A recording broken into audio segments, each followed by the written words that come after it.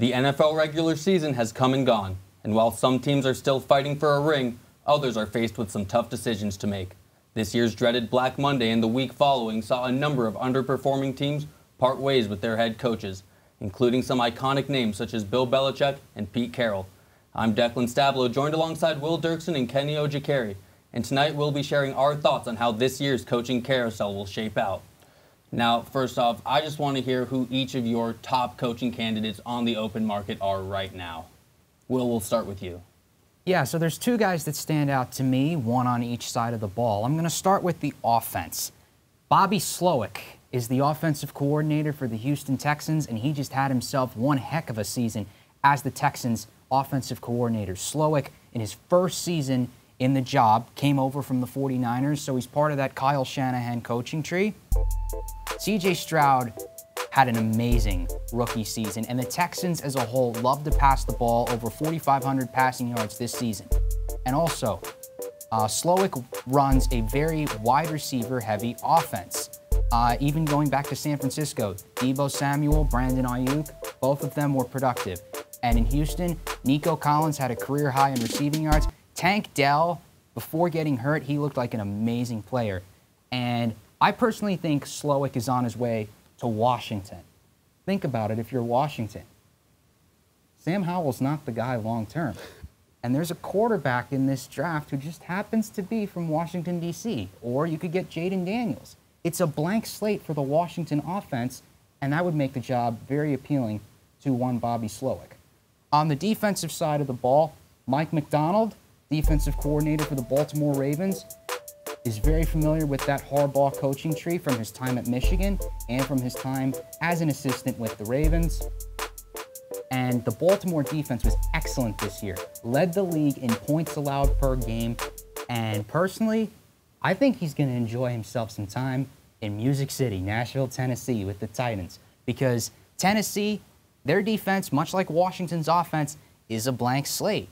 Tennessee has the quarterback of the future in Will Levis. Might it be time to focus on the defensive side of the ball, especially when you play C.J. Stroud twice a year, Trevor Lawrence twice a year, and let's not forget Anthony Richardson twice a year with the Colts. You bring up offense. I'd like to talk about a better offense, the Lions. Ben Johnson, the Lions offensive coordinator. I think that the Falcons should go and get him because we saw Arthur Smith. He's not really an offensive-minded coach. He wasn't really able to use Kyle Pitts, Bijan Robinson, and Drake London to the best of their ability. But Ben Johnson, he flourished with that Lions unit. Lions were top five offense in the league. You saw Laporta. He led the league in touchdowns for all tight ends. He was top 5 in receptions, top 5 in yards. And then you look at Kyle Pitts. Imagine if you give Ben Johnson an athletic tight end like Kyle Pitts.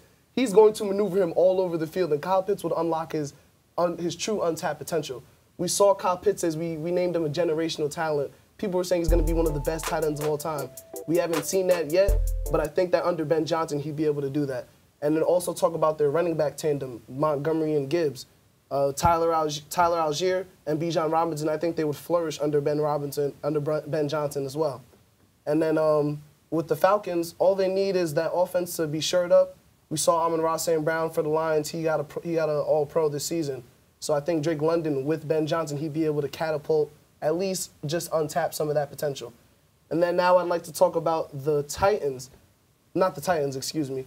Mike Vrabel. I think Mike Vrabel will go to the Panthers. It's a wild guess, but the Panthers do need a complete culture change, I say. And what better to do with a guy than Mike Vrabel? Mike Vrabel is not a loser. We saw that in the final week, the Jaguars, they did not make the playoffs. Why? Because Mike Vrabel said, I'm not going to lose. The Steelers, they had no business in the playoffs, but they ended up in the playoffs solely because of Mike Vrabel.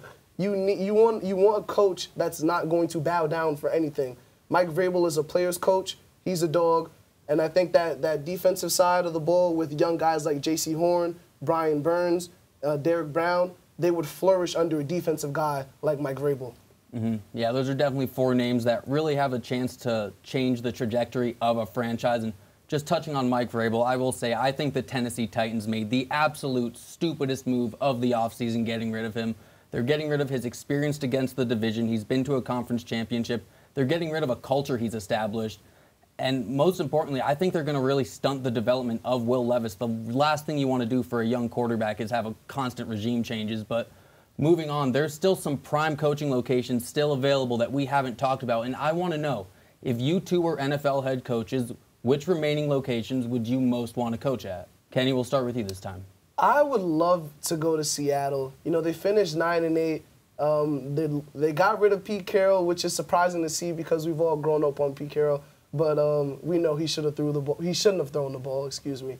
But the Seahawks is a great destination. Why? Because I love the defensive side of the ball. I'm not gonna go out there and say that it's Legion of Boom, but they have something of Legion of Boom-esque brewing in two young corners, Tariq Woolen and Devon Witherspoon, who saw all Pro Bowls in their rookie seasons. And then Julian Love, as a safety in the back end, he saw his first Pro Bowl this season. So they kind of have a good safety trio there with Quandre Diggs, Jamal Adams, if he's healthy, and also Julian Love. And then all they need to do is fix up the trenches. And what better to do that with this draft? There's a lot of linemen on both sides of the ball that you can select from in this draft. And then you look at the offensive side of the ball, they have Kenny Walker, they have Jackson Smith-Njigba, and they have DK Metcalf, Tyler Lockett as well. You need that vet as well. It looks really enticing if I'm a coach. And then on top of that, I know the quarterback position isn't a sure thing. Geno Smith, he's solid, but he's not the greatest thing ever. If you want to move on from Geno, if you decide to, I like Jake Browning. I think that he's the starting quarterback in this league. We saw him step up in Joe Burrow's absence, and he was able to be pretty consistent in that Bengals offense. So I think that if you want to take the shot, he's going to be a free agent. Go and get Jake Browning if you like. That would be quite the story if Jake Browning, who played his college ball in Seattle for the Washington Huskies, came back to be the Seahawks' next quarterback. But for me, I'm staying on the West Coast, and I'm going to the Los Angeles Chargers. Now, you might say the Chargers finished 5-12, but LA is a town filled with stars. You've got the Hollywood Walk of Fame. Every star imaginable has a star on there. And the Chargers, it's not quite the star power level of some other teams, but they've got plenty of stars in their own right. Justin Herbert is locked up long term, and the Chargers, you could argue, are the only team this cycle with a coach opening that knows what they want to do at quarterback. It's Justin Herbert. He's the guy. And on defense, you have so many great playmakers. Joey Bosa, Derwin James at the safety spot. But the defense unit as a whole struggled. They were in the bottom 5, bottom 10 of the league in total yards per game allowed, passing yards per game allowed, and they just need the adult in the room. We saw what the Broncos did last offseason, getting rid of Nathaniel Hackett, a rookie head coach, and bringing in Sean Payton. The Chargers need to do the same, and there's one coach in particular, let's just say he coached in the Big Ten, that would be an ideal fit in Los Angeles. Well, I'm going to have to agree with you. It's so rare you get an opportunity where you can walk in and have your franchise quarterback already settled for you and under contract with all those stars on defense too in a big market. But moving on, lastly, I want to know if there's any coaches who are still employed that you think may be fired or just deserve to be fired.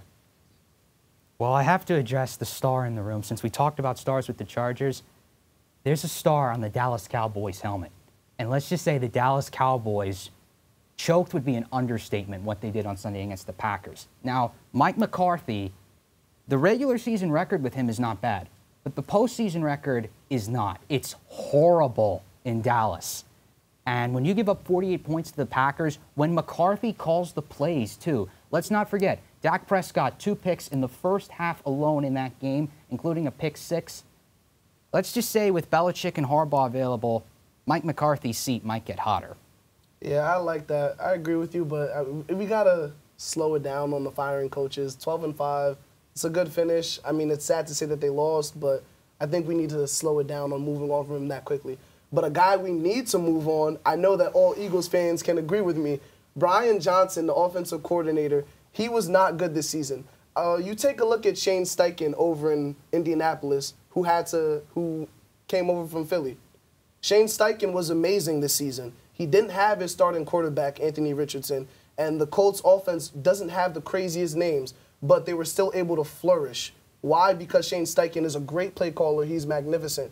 Brian Johnson, we saw Jalen Hurts struggle. He could never really get his footing with that offense, and the offense overall struggled. We saw a lot of frustration with Eagles players and the Eagles offense, And this was the same exact team, same exact roster that saw a Super Bowl appearance. So I think that they got to shore up that offense and get rid of Brian Johnson.